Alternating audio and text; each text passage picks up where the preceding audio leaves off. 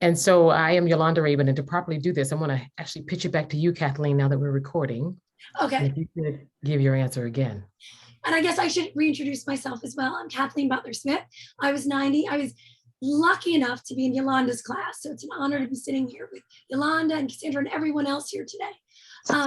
So the question was about sort of how do you balance it? You're going to hit challenges. How do you overcome those challenges? Well, I think walking into it with the attitude of it being imperfectly perfect, and it will never be perfect. It will never be right. And the grass will always be greener. But I think if you come in with that understanding that I'm going to prioritize the things that really, really matter, and I'm going to accept the mistakes that happen along the way with those things that don't matter as much. And I think you take an enormous amount of pressure off of yourself, and the obstacles become much easier to handle and to overcome. And I think another thing I forgot to mention before, you can't worry about what everybody else thinks. And most importantly, sometimes your friends are not the best people to talk to about this. So it really has to come from within, from it's okay to ask for help for others around you, but really understanding it's okay if things go wrong. It's just maintaining that as long as you're there and you're trying and you've got the support of others that are in a similar position, it's okay. So I don't know, Yolanda, how do you feel about that? So I would tend to agree with that. Let me start off by saying that I have two children. They are boys. They are currently 22 and, oh, I'm wrong. They are 23 and 21 years old. And when I started working, I had no children, and I knew I was going to have children. And so in the course of my work life and their life, I decided not to balance anything. I think the misnomer is that there must be a balance. Mm-hmm. And I've often talked about work-life brilliance, because what that does is it allows you to define, similar to what Kathleen is saying, exactly how it is that you want to manage your household, manage your personal life, and then also manage your work life. And I'll hand it over to Cassandra, but I'll say quickly, because I know there'll be more questions, that when my children were 5 and 7 years old, they wrote a book and they traveled the world, and they did it because they wanted to. And that's it. I had to figure out how to help them and how to make that happen in the midst of my life, but I didn't have to balance anything. I just had to shift. So you'll hear me talking about the importance of shifting in order to make things happen, as opposed to trying to balance anything at all. Those are great answers. Hi, again, I'm Cassandra Clark. I'm class of 02. I have a 7, 4, and 2-year-old daughter. My 4-year-old is right behind me because my husband is at soccer with my 7-year-old, and my 2-year-old is napping in my bedroom. So talk about trying to balance it all. Yeah, there's a saying we use at work, to Kathleen's point, is done is better than perfect.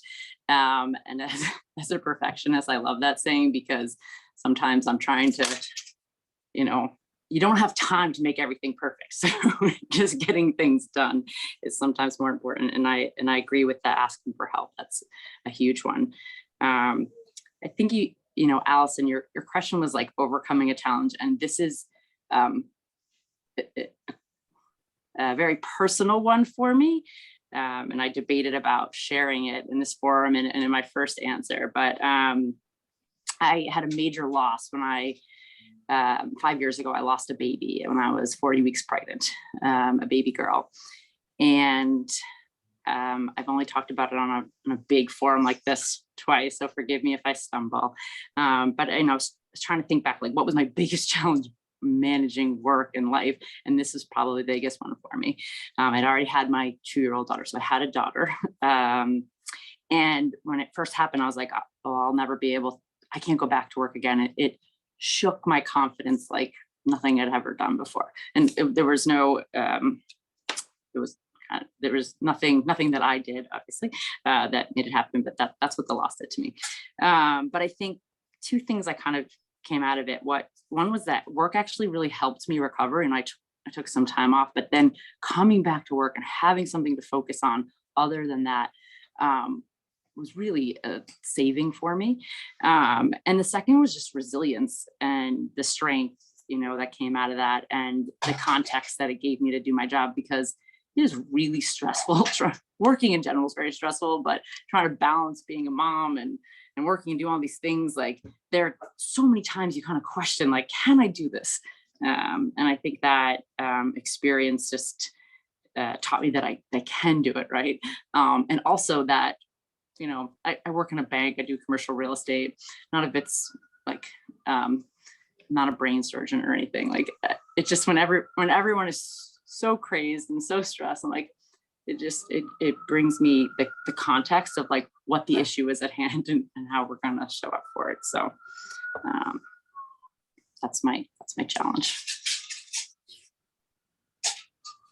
Thank you for sharing that, Cassandra. I really appreciate that.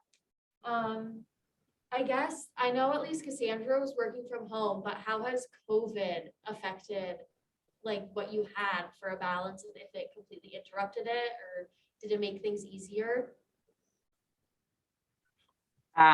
Sure, I'll start. So I am actually not working from home anymore. I was a few months ago, where JP Morgan called us back to work, but I was home for a long time. And for us, I mean, I'm kind of in the thick of it with young kids. And when COVID hit, I had a 5-year-old, a 2-year-old, and a 10-month-old. And we live in New York City in a 2-bedroom apartment. So we fled, we rented a house up in Connecticut somewhere. And we tried to work and homeschool our 5-year-old and, you know, feed our baby. So it was quite challenging. I mean, everybody had their challenges during COVID. That was mine. At one point during it, my mother, who lives in Massachusetts, you know, it was probably like 6 weeks into the pandemic. She just showed up at the door unannounced, like a 3-hour drive. She was like, "You need help." So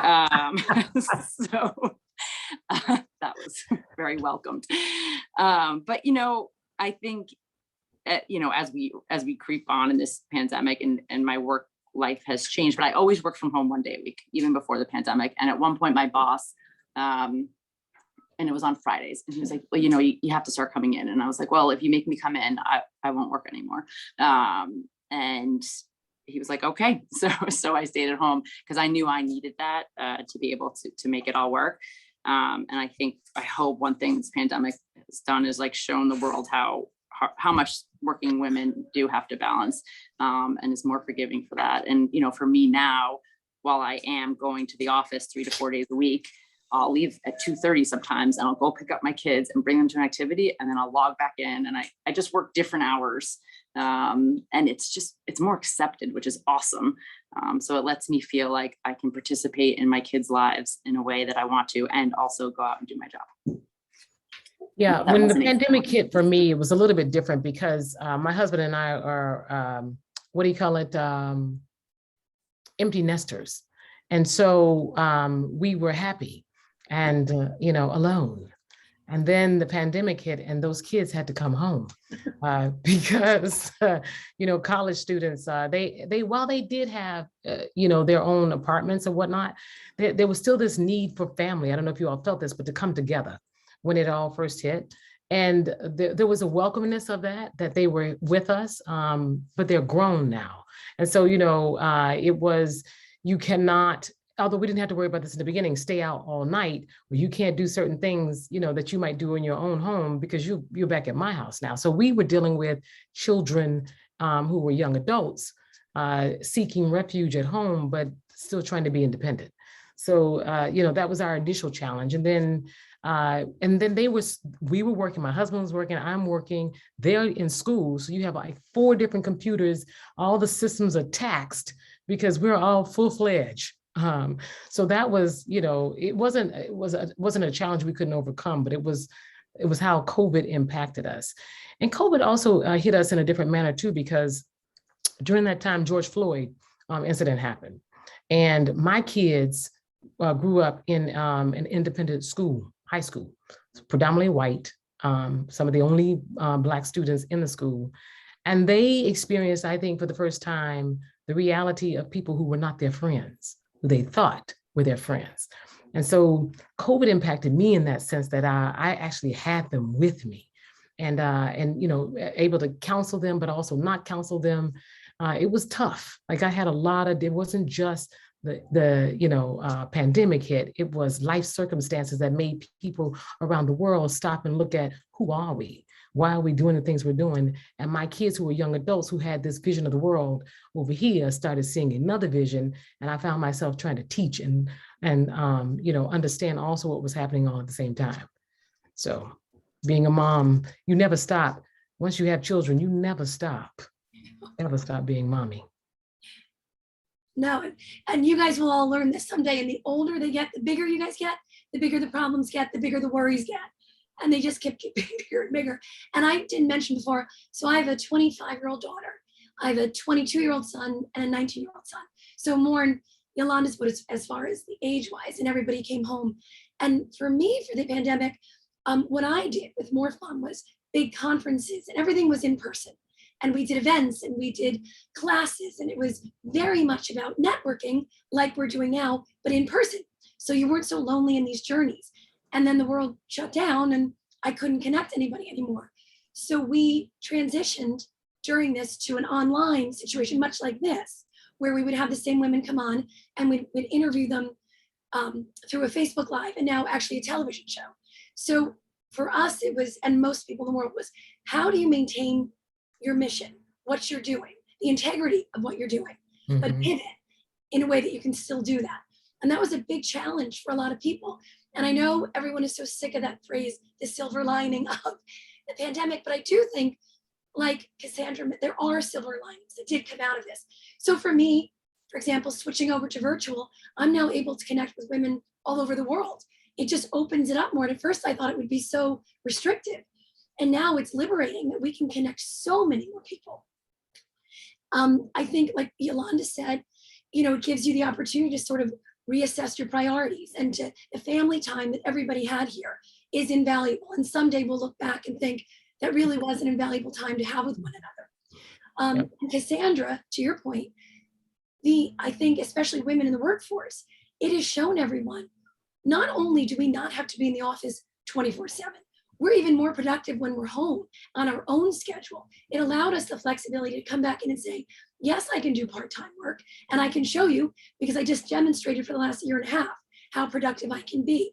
I think it's given us a whole new set of tools and power to come in and say, I'm going to do my job, I'm going to complete my mission, but I'm going to pivot and do it in a different way. So in a weird way, I think it has given us that. And another thing I noticed during the pandemic, I help women figure out what they're going to do next. And many times it's entrepreneurs. And for example, do I get a storefront? How am I going to sell my product? What am I going to do? This was slightly liberating with that as well. And Cassandra, I'm sure you saw that in real estate.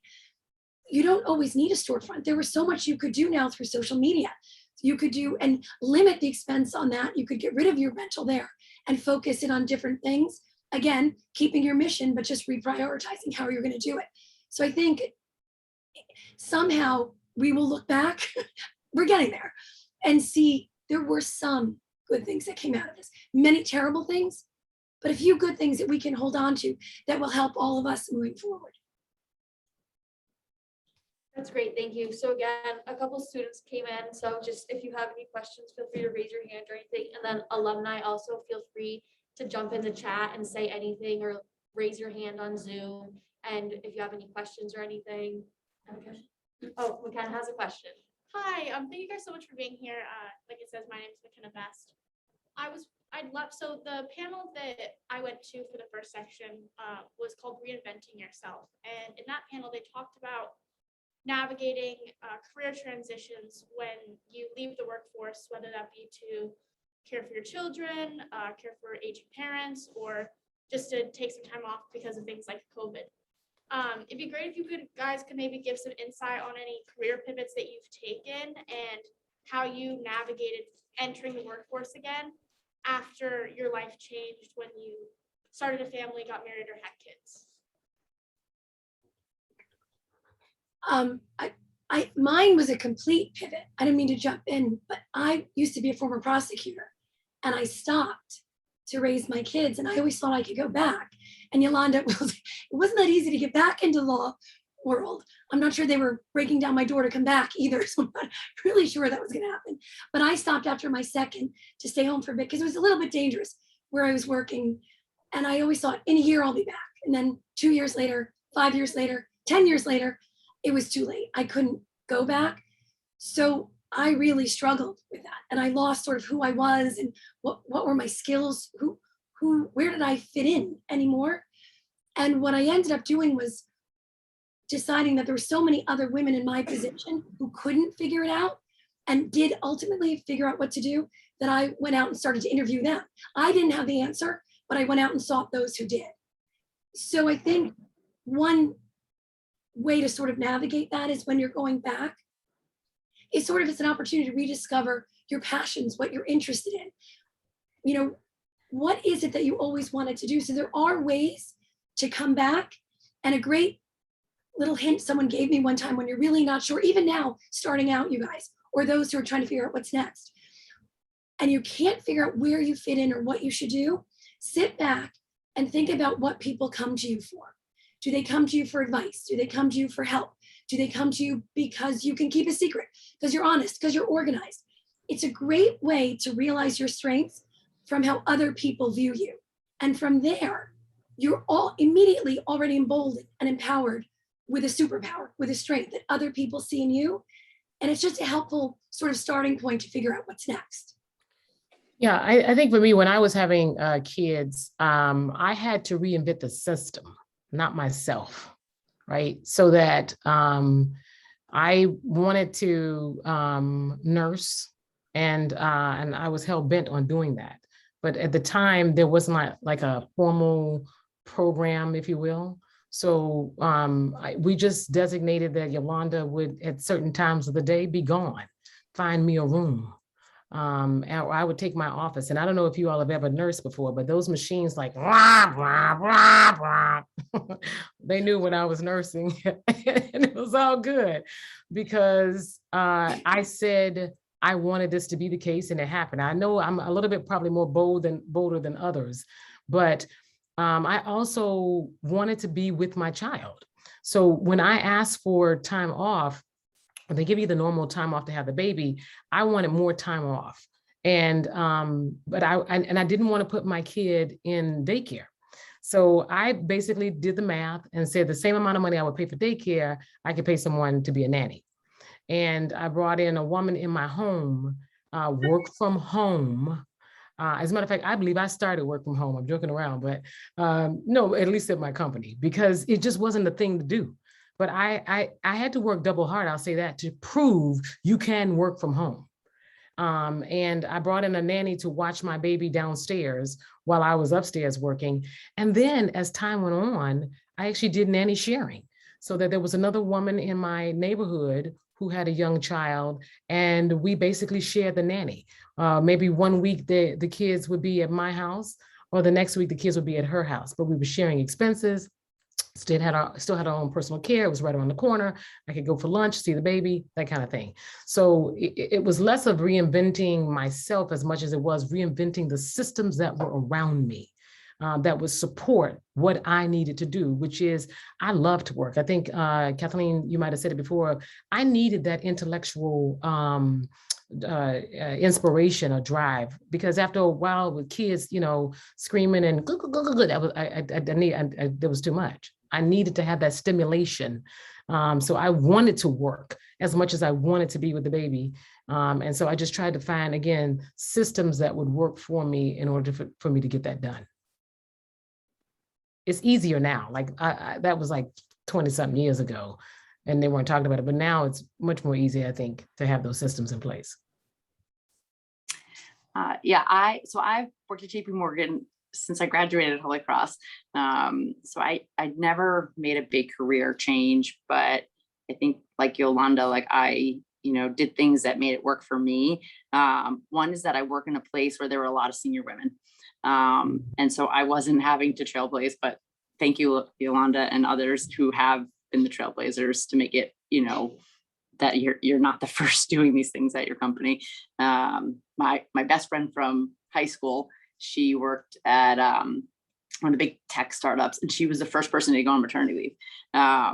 And she had to go around asking all the companies, what's your maternity leave policy? And, where's your nursing room and all these things. So but a big company like JP Morgan, that is not the case. So we already had people who had done it and some acceptance of it. Despite that, it's not, a breeze, I would say. And I already mentioned I asked to work from home, and I, stuck my ground when I was pushed on it. And the other thing for me, and this is very personal for everyone, but I've stayed in jobs that have limited the amount of travel I need to do, because for me, that's really important while my children are young. I did nurse all 3 of my kids. And, I got a big opportunity 2 years ago.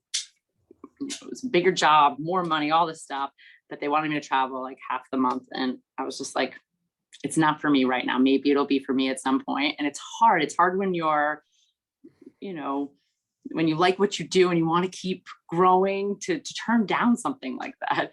But I knew it wouldn't make me happy. So I think you can make, and I don't think it's necessarily, I've still like just got promoted in my job. I'm doing something different. But again, I'm covering the Northeast. So all my meetings and everything are in Boston, New York. So it's local. So I think you can make choices and still grow in your career, focusing on what gives you the time to be a parent that you want to be, and also, be the worker you want to be. And I just wanted to add, you guys, so when I started again, I didn't go back to law, and I interviewed all these women. I've interviewed thousands of women around the country, and you're hearing from Yolanda and Cassandra that you can stay within what you do. There are so many examples in women you can reach out to for help to figure out how to go through this. You can go back to what you did, and you can certainly start something new. There's so many examples of those who have done it. And so I think it's so scary thinking before it happens that how am I going to do it? What am I going to do? And then you realize anything is possible. It really, really is. I know it doesn't seem it, and everyone is willing to help you. So if you reached out to any woman and said, listen, I'm in this career and I'm thinking about doing this and I don't know what's next, they want to help you. If you ask the question, if you're thinking about this and you're nervous about it, reach out, ask the question, always ask. And they'll give you how they did it. They'll help you. And maybe you'll decide it's not for me. And then you go to someone else and say, and how did you do this? I think that's Right. a really important thing. Yeah, I would even say, and Cassandra, you've hit upon it a lot, as well as you, Kathleen. If there's a tip I could give you, it is know what your non-negotiable is. There are certain things in life that you will, oh, okay, that's fine. But there are like 1 or 2, maybe 3 things you will not negotiate, no matter what, right? And it's going to change with your life. It's actually going to change in the space that you might be in, family versus work versus what you might do in the community. But as I was going through IBM, I knew that if there was a choice between Yolanda flying somewhere or being with her son for this event, that was always going to win. I as a matter of fact, they asked me at one point if I would move. I live in North Carolina now, if I would move to New York. And I asked them, did you want me to get a divorce? I'm just checking. Are you asking for my children to be abandoned? Because if that's your question, then I have a quick answer for you. And that's because I knew what my non-negotiable was, period. It didn't matter if I got a raise, if I got a promotion, none of that mattered. What mattered to me was my family. And like I said, as they got older, as things change, your negotiables or non-negotiables will change, but know them, define them every month, every year. These are my non-negotiables. And when you know them, when that situation comes upon you, you know how to respond.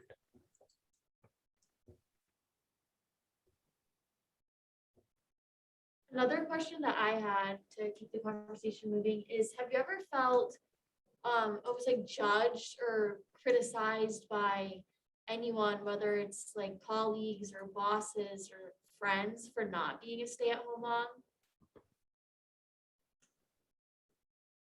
That's a good question. Do you want me to start? I thought about this a lot. I don't really think so.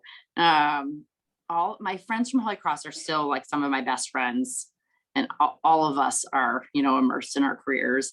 And if someone is judging me, I guess I don't know, or maybe I just don't care.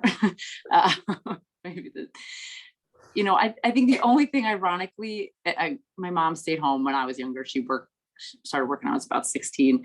And my dad definitely had a conversation with me when I was, going back to work after my first, and he was like, well, children need their moms. I was like, come on, Dad.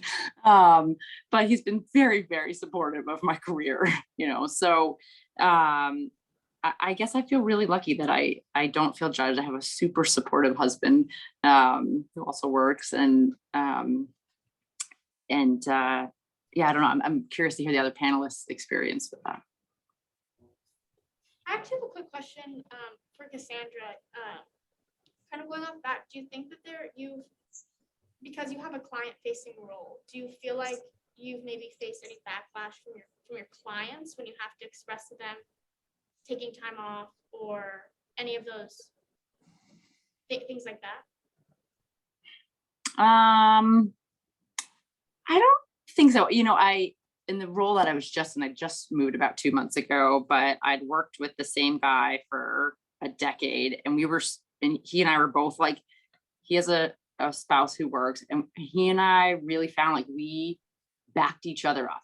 So when I was out on leave, like he would come over and he'd run the team, and he would kind of step in, and when he wanted to take vacations and really just be on vacation, or he took paternity leave or whatever, he just stepped up. So it was really great to find someone so our clients didn't feel like their level of service had stepped down, and we both felt like we could devote time to our families that we wanted to.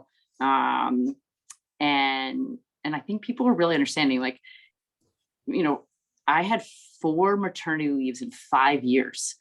And if you had told me that going into it, I was like, I wouldn't have been able to do my job. I'd never be there at the end of that. But I was there because people all around me, including the clients, like, were supportive of that. So I'll say one thing about COVID. I think it was the great equalizer, right? Because for all those people who had young children, especially men, who might turn up their nose if they heard a child running in the background or crazy, they were in the same position. And so even today, like last week, one of my bosses, little child stepped up in the screen, and all I could do was smile. And at first, you kind of could see he might have been mortified, but then he snapped out of it because it's everybody. We're all in this same situation. Now, I'm grateful that mine are 23 and 21, and they're not going to pop up on the screen like that. But I can just say that, and I don't even know if it's not may not even be equalizer. It might be a normalizer, right? It's what should have been normal all along. That we were in a situation where we were prejudiced because we often were the ones who were supposed to take care of the children and take leave or whatever the case may be. But now I see more men who are taking leave to be with their kids and openly saying it. And I see people accepting, if you will, more of the situation that I have to go pick up my child, I'll be back. Okay, I'll call you back at such and such time because this game is going on. Okay. So COVID in that sense, and I know I'm jumping back to the question that was asked before, but just because you raised it, Cassandra, it actually, I think, aided a bit of more, the name of this is the great balancing act of the new normal. I think it created a better normal, right, of what we should be doing, which is respecting each other for whatever role and responsibility we have in our family and in our lives. 100%. I think that carried over across many things also. Going back to the judging, and Cassandra, you're lucky. I mean, I was judged many times going through, so having left law and then starting this thing that no one, repeatedly, they would remind me that they didn't understand what I was doing. What am I doing? What does she think she's doing? So much so, you guys, when I started this, I live in New Jersey, and it was to interview women and start this website and this library of stories. I flew to California, so nobody in New Jersey knew what I was doing. I didn't want to hear from anybody else that they didn't understand what I was doing. So the lesson there was, maybe it was a little drastic, but I knew you have to know in your heart what you're doing is right. And that's what matters most. Lock out the noise. It's a bunch of noise that you don't need to hear. And I knew what I was doing was right. I knew I had to do it, but I also knew I sort of had to get away from a lot of the naysayers before I started to lose my own confidence. So I think the number one thing with that, when it does happen, and it's life, it's going to happen, is stick to your passion, stick to your belief, and stick to your guns. That's the only way you're going to get through this. And for as many of those who don't support you, there are a million more who do. There are so many That's people true. who just want you to do well. And if you ask and you look around, they're there. They're everywhere. You know, yeah, go ahead, finish. I'm No, sorry. no, just that, I know it can be discouraging sometimes because your friend group may not understand it, but that's okay. You understand what you're doing and you need to do it. I was going to say, sometimes when people judge you, it's because they are jealous, right? They want to be in the position that you're in. And I think I've experienced my judgment when my kids were in elementary school. We went to a fantastic elementary school. It wasn't a private school, public school, but it was known for the parent participation, so that the parents were at the school as much as the teachers were, and helping out and aiding. And so when all of these parents, stay-at-home parents, were at school and I was not, it would be, where are you? Mhm. Or you're at work, or what is that? And so I found in that situation, to Kathleen's point, you ignore them, you don't let that bother you, but you negotiate so that they had something I couldn't do. How do I work with you, parent, to make my life easy and my child's life easy? So I made friends, right? So that I can also keep an eye on my child when I can't be there. But also for the days that I could come in, I could be a help to them when they wanted to go and do something that they felt they couldn't do, because they were always and had to be with the child at the school because that's their job. So find the synergy, find the connection, because we all are connected to each other, with the people who are judging you. Because again, it might be because they want something you have and you have something they need. Someone once gave me the best, and just in life to get through something, like Yolanda, to Yolanda's point, when someone is negative, don't look at it as judging and negative. Think instantly, this is something they're missing. They are reaching out, they just don't know how. And someone gave me the best story. So if you go through a situation, and I tell this to my kids all the time too, and someone says something that's negative or nasty or hurtful, imagine yourself in an airport. You've got a flight in an hour. You only are carrying a tiny little bag. You have so much time. You're meeting your friends. Everything is great. All of a sudden, you see this person running down. Their flight is in 3 minutes. They've got 32 bags, 32 kids, and they need help. And as they see you, they're not really sure what they're doing. They're just throwing bags at you. I need help. I'm not going to do this alone. I need your help. I know this is a weird analogy, but I'm telling you guys, next time something like this happens, picture that naysayer or negative person just in trouble. She's throwing you bags and you've got to throw her a lifeline. She needs help. So she doesn't even necessarily care about what you're doing. It's more about in their own life. They don't know what to do. You'll never be angry. You'll never be sad. You're actually going to want to help the person who gave you some negative feedback to help them get through what they're going through. And it will empower you more with your own original mission. Yeah. I know Alexandra had her hand raised for a little bit, and then if you still have your question, you can ask it, and then we'll hop over to Megan, who also has her hand raised. Oh, it's okay. The next person can go. Thank you. I just was going to make a comment. I enjoy all three panelists' perspective and everything you've talked about. I will say that at our company, mostly it was the women who had children's stories before the pandemic, and now we have plenty of stories of, like you were saying, Yolanda, like a lot of our fathers have now been vomited on while we were giving them webinars and stuff, and it's a whole thing. There's a whole club of them. But so I do agree, the equalizer. I think the one thing, I think this panel is great. There aren't any non-married single women on the panel. And for that balance, I just wanted to just give a couple quick comments, if that's okay. Because I assume most of the in-person students are non-married, childless. Yes, Statistically speaking. And so I think that one of the things I learned from COVID is that it felt like it was easier for the people with families to turn off their computers and step away from work because they have to go feed their kids. A very real responsibility. When you are feeding yourself, it is a lot harder to make that stopping point. to say that I have to go cook for myself, I have to go feed, I need to go for a run. And so through a lot of COVID, that I had a big problem finding a way to turn off. And we have talked about that at our company a lot, that everyone has to have time off, and everyone, like, no one's excuse is more important, and the excuse isn't even the correct word. No one's reason is more important than anyone else's. And so I would just urge those that are starting in the workforce to make that schedule for themselves. So you'll see on my calendar and many of my coworkers, just blocks of time where we're done. And it doesn't matter what we're doing, but we're done. And more recently, I got back into running. So I actually have in the middle of the day, because I'm not getting up when it's dark out right now or cold. And I have like a 1:30 to 2 o'clock half hour where I just go for a run, and that's what I'm doing. And that's okay, because I need that for my own mental balance.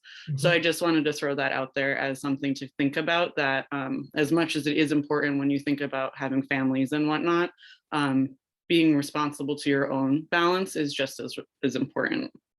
Megan, I think you said something really key, and I hope everybody heard it, and that is block your calendar. That calendar is a powerful thing, whether it's a personal calendar or your work calendar, and especially that you said you did it in the middle of the day, do that. 15 minutes in the morning, 15 minutes in the evening, time in the afternoon. My calendar is out of control. I want you all to know. And people say, I can't get on your calendar. I go, really? Oh, it's because I blocked me time in there. And it does, people don't have to know why that time is there, but block your calendar for, even if it's your email time, if it's, I'm going to call my friend time and high five, I don't care what it is, block your calendar and see what happens. Alexandra, do you have a question? Yeah, like I have to agree. I don't have children yet. And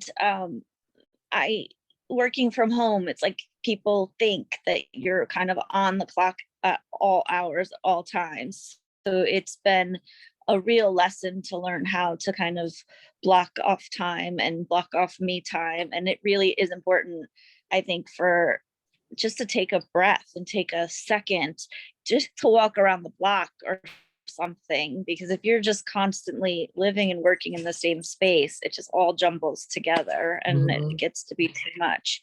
And then there's a judgment factor. I don't have children yet, but a lot of my friends or social women in my social circles always judge the fact that I don't have kids yet, and that, oh, are you sure that you want to make the career the priority? And it's like, at the same time, they don't know the struggles women have behind closed doors if they're trying to have kids, or if they just don't want them. And I think it's important that we stop judging each other and just be supportive of all the choices we all have as women. I agree. Because we're all balancing something. That's it. Sorry. No, that's a great point. That kind of leads into another question I had of, how do you think you would feel if you had everything balanced?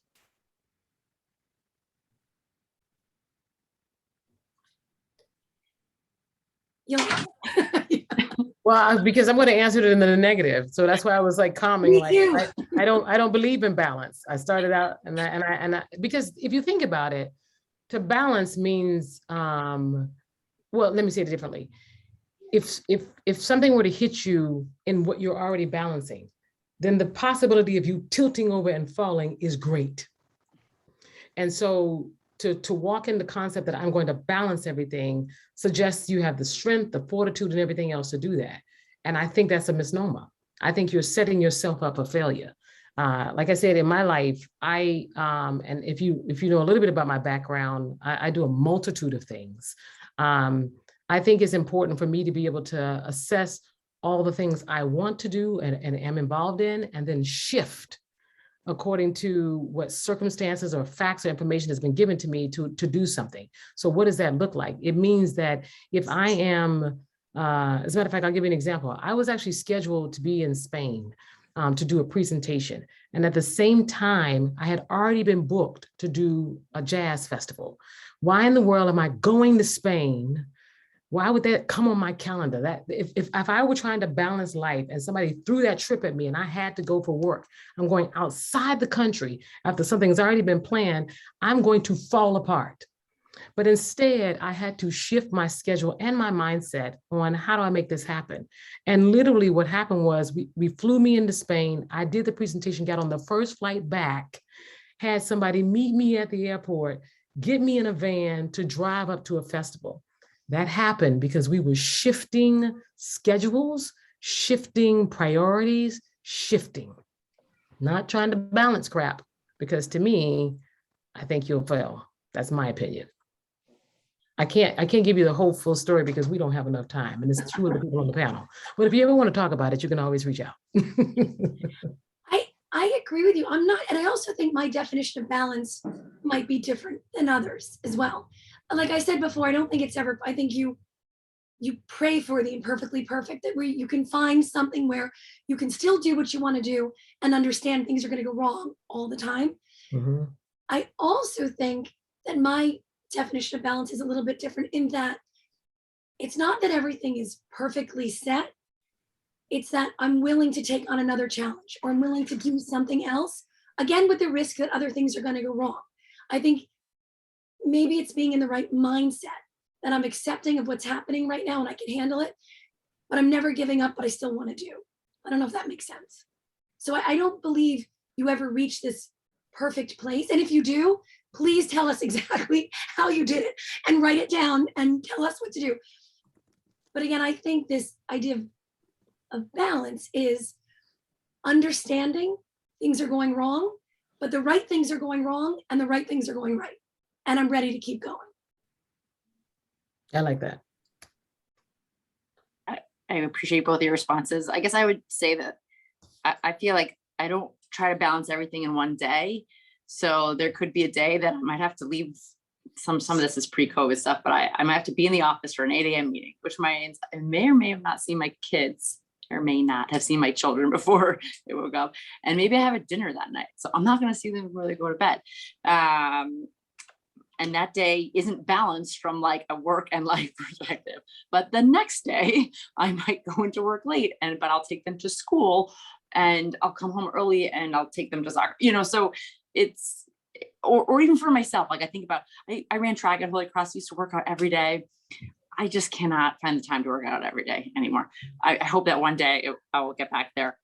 But so I don't think about it like I have to work out 30 minutes every single day, but like there'll be days I can get in a run or this workout I really want to do, and other days that I can't. So at least for me, it's like it's thinking about every day. And also, if I took my Zoom and showed you around our apartment, it's a total mess. And in my head, I'm like, okay, well, I want to spend time with my kids. I want my house to be perfect. And I want to be great at my job. It's like, okay, well, you know what? I might have to pick up my house on Saturday or Sunday morning, and that's okay. Right. So like, I guess like letting things get out of balance at a particular time is okay. And at some point you'll bring them back into that balance. Andrea, do you have a question? Actually, I just wanted to make a comment, if that's possible, and a good time now. Mhm. And I'm hearing the discussion. Hi, everyone. Andrea, class of 92. I'm hearing the discussion, fruitful and appreciative. And I actually wanted to just tap into something that Yolanda said when we're thinking about the difference between balancing and shifting, perhaps. And when I think of balance, certainly my professional, vocational, and/or family life doesn't come into view. What comes into view for me is a balance of the mind, body, and spirit. And so when we're thinking about women in business, I think we can prioritize that we balance our minds with our bodies and our spirits. And then, in my understanding, all other things will be added to our lives. So whatever else that we're doing, we shift towards prioritizing that, because we have the ability to do that when our minds, our bodies, and our spirits are in balance. So I just wanted to add that comment, because I think it's important, especially as women, with all the multiple roles and/or hats that we wear, that taking care of ourselves is the priority. And when we do that, everything else that is required happens. And it happens in a way that we get to prioritize the right thing at the right time, so that we're being not only efficient, but also effective. Yeah, where can I get the claps on that one? I know. Where are my emojis? When And I Andrea, that's like when they say, when you're on the airplane and you should give yourself the oxygen first so you can help everybody else. It's exactly true, because if you're not ready and prepared and fulfilled, you're useless to everybody else. Absolutely. But that's also the first thing I think that gets lost, because It we, is. as you said, as women, we should be taking care of ourselves, but at the same time, our first priority, we think of everybody else first. And many times I think we forget about ourselves and just how important that is. Yes, actually, one other comment I'll make when you said that, because it's appropriate. I have on a shirt that was designed by a male, actually, one of our Holy Cross alum, and it's purple, so I'm wearing it. But it says, "Everyone is first after me." Yes. Good one. I have that shirt. Yes, And it's not just, and to add on, it's not just even your mind, your body, and your soul. Did I give them right? Mind, body, and spirit, but soul Spirit, soul. encaptures. Yeah, but ladies, we have to take care of ourselves financially, right? And we have to take care of ourselves in loving ourselves. And I mean, in the truest sense of there's the 5 love languages that you can love and figure out how it is that you can communicate with your partner and your children and your boss and everybody else and their mama. But how often do you gift yourself, praise yourself, do something for you that's for you? We need to learn, I think, how to love ourselves. And then when we love ourselves, then we can love the rest of the world, especially the way Holy Cross has taught us, in a manner that will bring us all together to be the best that we can possibly be. We need claps on that one too. If I could figure out technology, I would do it. That's great. Thank you all for sharing. So I'm hoping now for our last 5 or so minutes, anybody can join in, whether it's students, all alumni, just talk about some tips you found for creating the life that you want to live. I know we already talked about like blocking off a time on your calendar, but what are some other things that people have learned? And I would even further this, since we have this chat and we might not remember what we're going to say, and I know this is going to be recorded, why don't you throw it in the chat as well, in case you don't want to speak up? That's perfect. Great idea. I'm just taking over the meeting. I'm sorry. Oh, no, no worries. Go for it.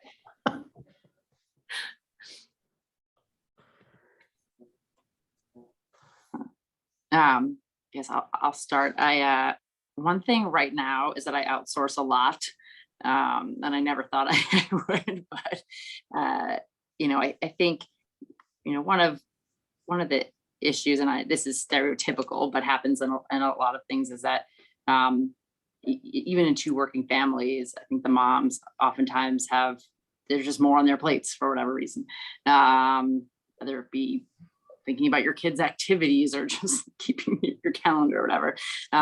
My husband's incredible. He does our laundry, he irons, he cooks, he does all these things, but like he does not know what drawer our children's clothes go in. So like there are different things. But anyway, I outsource a lot. So I have someone who comes in and helps me like organize. We live in a very small space and I don't have time every season to like go through things or reorganize their crafts or whatever it is. Yolanda mentioned a nanny, like we have a lot of sitters and nannies and, people to help us cook. Like I'm doing things so that I can focus on my children and focus on my work, and the things that would eat up my weekends otherwise. And I wouldn't be able to be with my kids right now. Trying to put in other people's hands. The second thing I mentioned, just like for me, having a supportive partner and has been really, really important. Someone who like understands when like, okay, this evening I have to go out for this dinner and I want you to be home with the kids or whatever it is. And then this isn't really a great tip, but like one day at a time, like when you're just getting super overwhelmed with it all, like, we're up here and we're worried, but like there are days that I like sit down on the ground and cry and I'm like, oh my God, I cannot do this all, because it does get for me, at least personally, can get really overwhelming. But when I just think about like, what's my next day or my next week or not letting all of the things that I feel like are on my shoulders that I have to do, get to me at once. So I love that. I think I'd add to that. I mentioned it earlier. about sort of prioritizing, accepting things are going to go wrong. We said before, right? The right things go wrong and the right things go right. So sort of prioritizing something's not going to get done today and accepting it in advance of this happening. Sort of set yourself up and say, you know what, if it doesn't get done, it's fine. And this is what I need to focus on. And if I get this done today, all's good in the world. So if you sort of prepare yourself going into it, and then if you get 2 things done, it's an incredible day. And you give yourself even more of a break afterwards. And I think another thing is always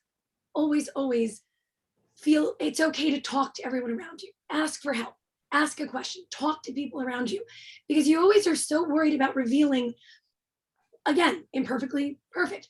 You're always so afraid to reveal what's not right in your world. We're supposed to be perfect and everything's put together. And everybody's playing that role.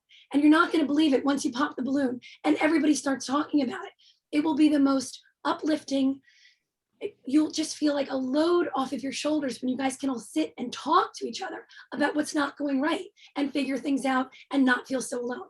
So I think that's another thing, is realizing everybody's going through this, everybody in one way or another, and opening the dialogue, opening up the conversation will 100% make you feel better about it and give you a plan to move forward.